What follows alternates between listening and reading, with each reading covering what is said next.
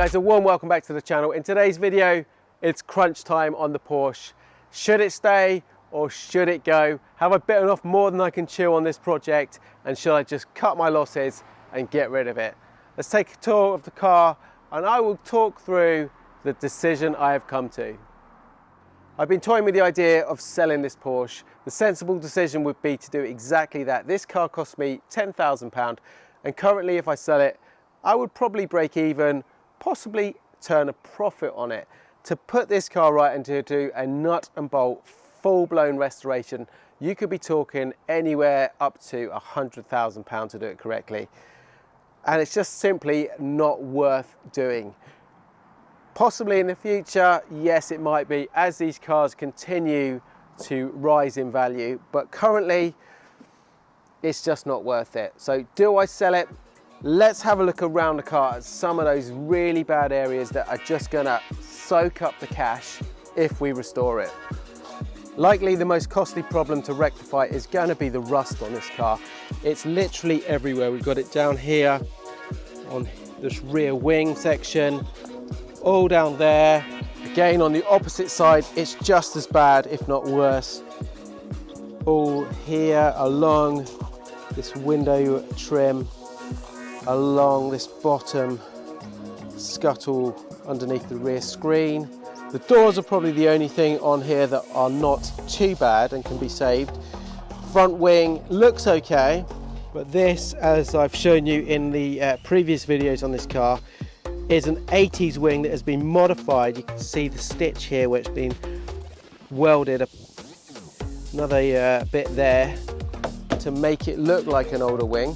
We've got the scuttle panel down here, it's all completely rotten. That's probably the worst panel on the car. We've got the pillar here around the screen. The roof is not too bad. And then we have the wiring on this Porsche, another very bad feature. As you can see here, so much of it is cut. There's so much underneath the dash that is shockingly bad. I really don't know how this car actually runs. We've got some more at the front. Just a absolute hash job. And then the worst part of all is in the engine bay. We have a complete mismatch of all kinds of wiring here, most of which is not even connected, just cut away. We've got household wiring in there. We've got just completely hashed together. How this car runs, no idea, but it does. That's the crazy thing about this. It starts every time, first time, as long as I've got a good battery. Then we come to the engine itself. This all needs work. It needs a rebuild. It needs tuning up. We need to figure out what is good, what is bad on it, what needs to go back to original and what can be upgraded. All of that has a big financial cost. The interior of the car all needs doing. The seats are incorrect. The dash is incorrect. All the floors, suspension. To summarize, the whole car basically needs to be redone.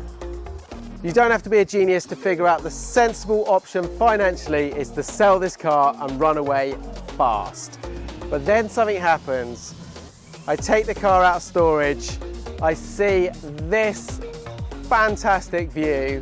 I jump in, I turn that key. I take this air-cooled 1970 Porsche out for a drive. The more I drive it, the more my heart rules my mind. And so I have decided the Porsche is staying and we are going to restore this car on the channel. The question is, how far do we take this restoration wise? So I've decided the only way to keep this Porsche project on budget is to do as much of the work as possible myself and at the same time enjoy that process. I like to learn new skills. Part of what I do on this channel is to share the knowledge that I've learned over the years on various cars and hopefully encourage you to get out there and tackle some of the jobs on your cars and enjoy it at the same time. And that is where today's video sponsor Skillshare has come in really handy with me. Skillshare is an online learning community with thousands of inspiring classes for creative and curious people. Explore new skills, develop existing interests, and getting lost in creativity. Check this out, with so many courses available in a host of different areas. Personally, to start with, I'm going to be focusing on film and video, but there's a lot of courses that I'm going to be doing over the coming months. With a YouTube channel, there are a lot of behind the scenes jobs that as a creator, you need to know in order to make each video a great production. I'm kicking off with this course, iPhone filmmaking with Collab Babcock and Niles Gray. When I started this YouTube channel, it was with simple, basic, available equipment. And nowadays, practically everyone has a smartphone with a decent quality camera. And even though I've upgraded a lot of equipment, I still find that most of the time, the content on this channel is shot with my iPhone, simply because it's always available in my pocket and to hand. The thing I love about this particular course is it helps me get the most out of my smartphone from end to end, from shooting tips all the way through to editing that footage in software. The other thing I love about these courses is the time length. They range from anywhere between a few minutes and a few hours long, and it's really convenient to simply just learn a new skill when and how you want. I've set myself a personal challenge to follow a course and learn a new one every day for the next month. Skillshare is giving away 2 free months of premium membership for the first 1,000 people who click on the link in the description box below my video to help you explore your creativity. And after that, it's only around $10 a month. And it's not just video and editing classes, that is just scratching the surface. They have business classes, finance classes, improvement classes, classes on really anything. So if you're ready like me to learn a new skill, maybe it's something you've always wanted to learn, this is your chance. Click on the link in the description below, sign up and get started today. So we're going to restore the car. The level we're going to go to, I am not 100% sure at the moment. I would like to keep this on the road as much as possible because, knowing myself, if I strip this completely right the way back, it's going to stay like that for at least 5 years. So, a couple of the things I would like your opinion on. First of all, originality. Do I keep it as the original narrow body? My preference would be to have an RS or an ST slightly wider flare at the back here with some slightly wider rear wheels. I think they look fantastic. This car, original color is tangerine, so it's an orange. If I show you a picture of what I would love this car to look like when it's finished, you might see where I'm coming from. Have a look at this. And then there's the back of the car, the rear engine lid. Do I go with a ducktail spoiler or do I keep the original nice clean line at the back here? I think personally this one stays. Let me know your thoughts on that in the comments. So that is the interior, that is the tour of the car. You get an idea of some of the ideas about the restoration I'm going to be doing on this Porsche. Let's jump in it, take it for a spin, and I'm going to try and tell you and show you what it is about these air-cooled Porsches that make my heart rule my head and want to do this project. Watch this. This car fires up first time every time. 50-year-old Porsche. What I need is that rev counter to be able to bounce around. It doesn't work at the moment. Someone did offer to refurbish these for me. I need to try and find who that was. Let's take it out for a spin. It's so much fun driving this Porsche. I will be honest, it's a little bit of a mission. Nothing is perfect on it. The gear selection, well, it's touch and go whether or not it ever goes into 4th and 5th. It needs adjustment, as does most of this car. The steering, well, to be honest, the steering is not bad. It's pretty straight. They're little wallowy cars anyway. You can just hear it needs a lot of work. I feel it needs a lot of work, but that is the point. Anything we do on this car is going to be an improvement. That's going to make that driving pleasure even better. And this Porsche is not fast. Pretty much any modern day car is going to be faster than this. Especially this one, it needs a good old tune-up. But there's something about it, there's something, it's the mechanical, the way the car, you have to work it. This is one of my favourite roads. Let's see if this taxi in front gives me a bit of space.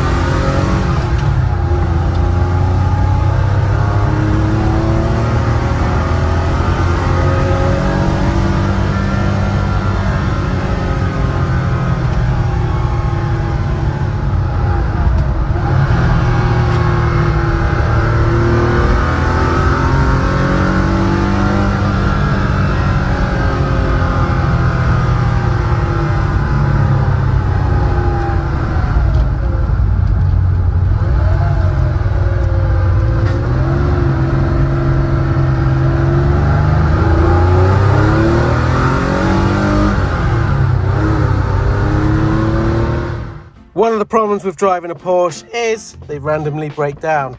I have 0 gears here and trying to figure out what is going on. I haven't brought any tools with me, so I'm trying to take off this access panel here to see if anything has come away, and I'm using a key to undo this because I have no tools with me. This is the final one. Let's have a little look under here. Yes, I can see something there, you see. What's this? What is that? Is that a pin? It's a pin. I think a pin has come out of there, look. Okay, I think we got lucky here. I managed to push that pin back in. You can see the pin. I need to look at modifying that because it slides out very easily. I don't know if there's meant to be something to hold that in place. Very fortunate it didn't fall out the back. There's a big hole.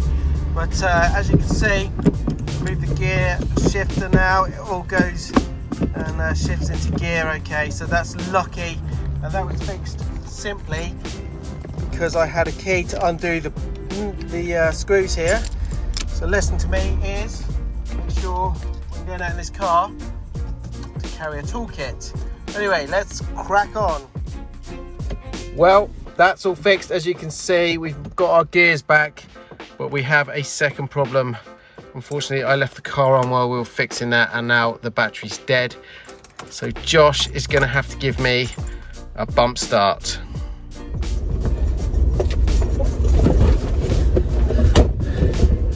Keep it going, Joshy, keep it going.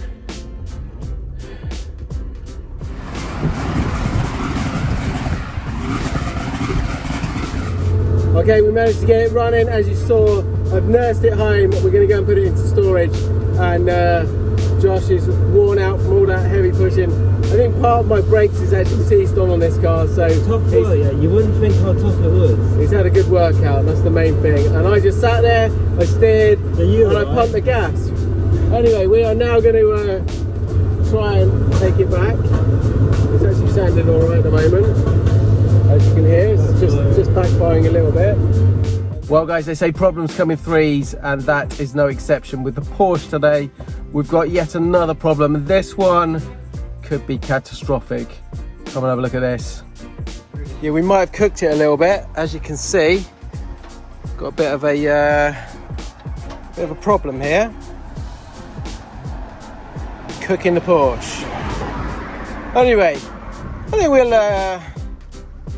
we'll see how this goes. So we are going to have to tow the Porsche to its next destination, where it's going to sit until I figure out what's wrong with it. But surprise, surprise, the tow hook is not on this car. It should be sitting there somewhere. So we have to figure out where we're going to tow it from, I guess. Somewhere like this. I don't want to wreck this front panel. This actually looks okay compared to everything else on this car. Maybe we can tie something in here. So it's come to this, the Nissan truck, the trusty cheap Nissan truck is about to save the Porsche. We have the tow bar hooked up. Josh is just doing the tow bar now. And then we're hoping it's gonna work, yeah? Let's have a little look. We've got a slight problem because we have that tow hook missing. We've had to put it here. We've got no other real way of securing the bar. We're just gonna pack some cloth in there just to try and save this. We're only going probably less than half a mile up the road, which is the only good thing, so we'll take it real slow. But anyway, let's see what happens. So we've got a new Porsche driver. Lexi has come to save the day. She's come on a scooter, and you are going to not crash the Porsche, are you? I'm gonna not crash the Porsche. All right, let's do it.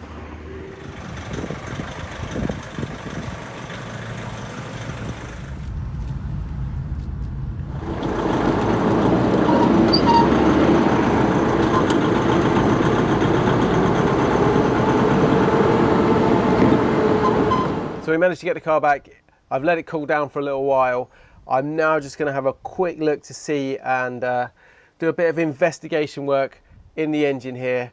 Try and figure out what caused that problem. I've got the car on charge in the meantime to give it some juice, and hopefully, fingers crossed, this is not as bad as I'm expecting it to be. Let's see. This Porsche is proving to be a bit of thirsty work. Let's try this little trick. Watch this. Hey Lex! Lex! Lex!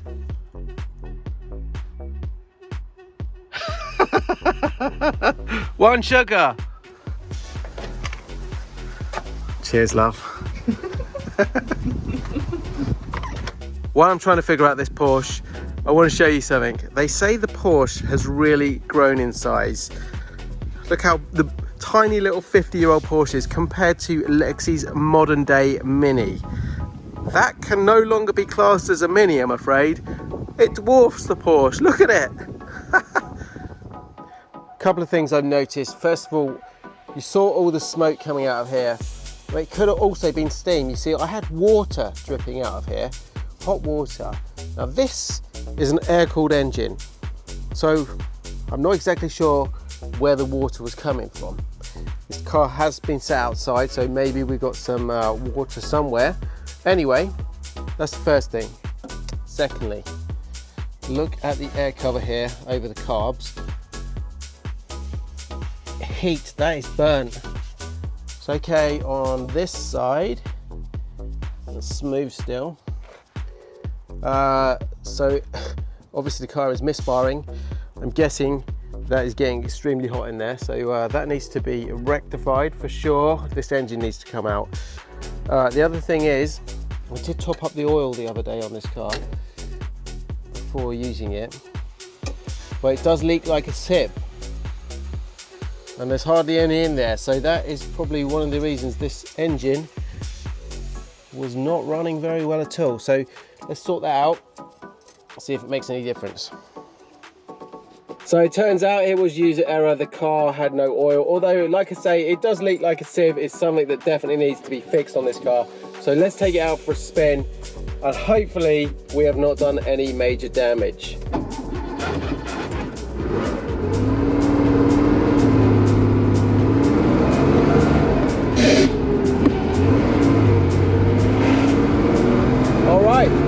Take it easy for a mile or two, but so far so good. Still struggling to get fourth and fifth. So we're about 3 or 4 miles in. The car is warmed up. It's driving okay. I think I've got away with it. I don't think I've killed the engine. The only thing that I've got here, obviously I've got my backfire, there's no surprise there. The engine needs to come out. I think this was down to user error. I haven't put my hands up. I did check the oil previously, but it does leak like a sieve, and I think we've just lost a lot of oil, and that final problem was me pretty much cooking the engine. So fingers crossed I've not done any long-term damage to it. The only thing that I do notice right now is that tiny little window where I had third and fourth gear is gone. So I'm up to third, and that is it on this, so it's a slow cruise home. So we're going to play it safe now. I'm taking the car back, going to make some adjustments, just a few more checks before we take this out for a drive. There you go guys, it looks like we might just about have got away with it. The Porsche gets to live another day. Certainly not what I had in mind when I said let's take the car out and I will show you what is magical about these cars. Breaking down 3 times in a row was not part of the plan. It doesn't really show the car in good light, but that is YouTube for you. Had this car been one of the Ferraris and we went through the same set of circumstances, putting a bit of oil in and it firing up and behaving as it was before would have been quite minimum. So maybe there is something a little bit special about these air-cooled Porsches. But as we go through this project, there is no doubt we are going to face a lot more problems like that, but you live and you learn. Talking about learning, don't forget, check out Skillshare. The link is in the description below. Get on there, learn some new skills, and who knows, one of you might learn something that can help me out with one of these Porsche projects or the Ferrari projects. So well worth checking Skillshare out. Anyway, thank you very much for watching guys. If you want to check out the Instagram account where I post a bit more of the behind the scenes footage of these things, what I get up to on a daily basis, head on over there and check out Ratarossa. Thank you very much for watching guys. I will see you very shortly in the next one. Ciao for now.